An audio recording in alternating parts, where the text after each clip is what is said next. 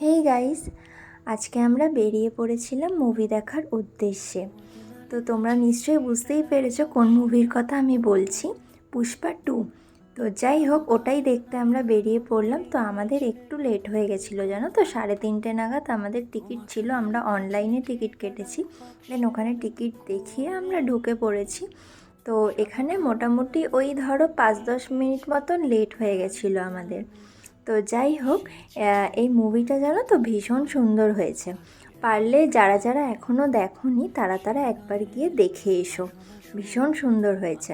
একটা কথা কি জানো তো, পুষ্পা 1 যেটা বেরিয়েছিল ওটা আমার দেখা হয়নি। তো সেই কারণে এই মুভিটা দেখতে আমার একটু বুঝতে অসুবিধা হয়েছে। তো যাই হোক, আমার খুব ভালোও লেগেছে। তো আমরা তো যাব কোনো ঠিক ছিল না, হুট করে প্ল্যানিং হয়েছে, দেন আমরা চলে গেছিলাম দেখতে।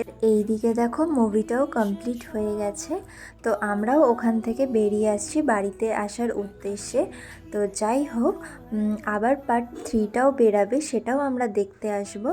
তো এখান থেকে ও আমাকে বাইকে করে ছেড়ে দিল অটো স্ট্যান্ডে। আমি ওখান থেকে অটো ধরে চলে আসছিলাম বাড়ির দিকে।